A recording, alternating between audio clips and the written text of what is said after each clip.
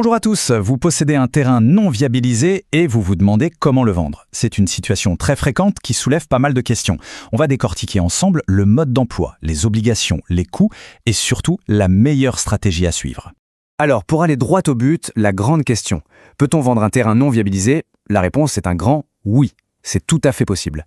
Mais il faut être clair, ça a forcément un impact sur le prix de vente et sur les délais pour conclure l'affaire. Mais au fait, la viabilisation, c'est quoi exactement ? Eh bien, ce sont simplement les travaux nécessaires pour amener les réseaux publics, l'eau, l'électricité, le gaz, l'assainissement, jusqu'à la limite de votre parcelle.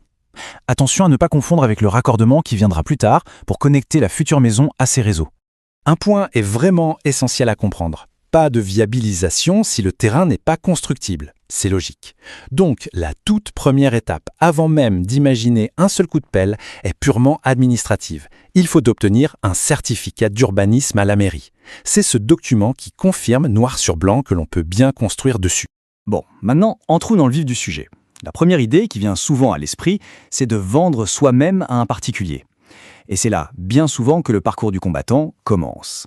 Cette image illustre parfaitement le problème. Vendre un terrain prêt à construire, c'est une ligne droite. À l'inverse, un terrain non viabilisé, c'est plutôt un chemin sinueux, rempli d'obstacles administratifs, de délais incertains. Et ça, soyons honnêtes, ça décourage la majorité des acheteurs particuliers. Et l'un des plus gros obstacles, c'est bien sûr le coût. La viabilisation représente un budget important. On parle en général d'une fourchette entre 5 000 et 15 000 euros. Et cette somme, elle est entièrement à la charge du propriétaire qui en fait la demande. C'est un investissement conséquent.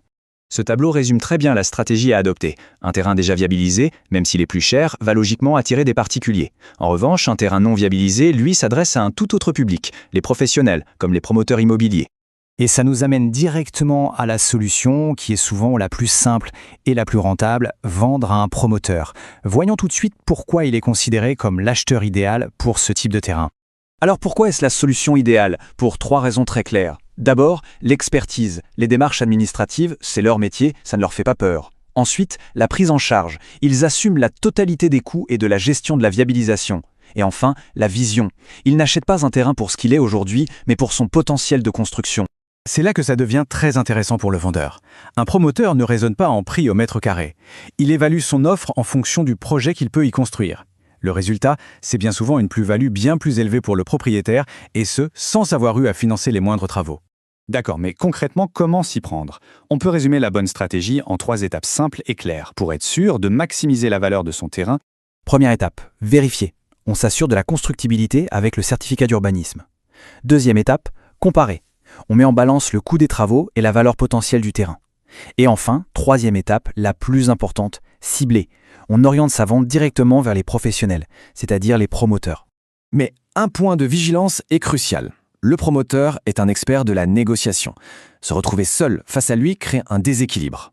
On ne joue pas avec les mêmes cartes et ça peut bien sûr avoir un impact sur le prix final ou les conditions de la vente.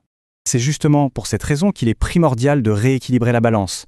Être bien accompagné par un expert qui défend vos intérêts, c'est la clé pour une transaction sécurisée et optimisée.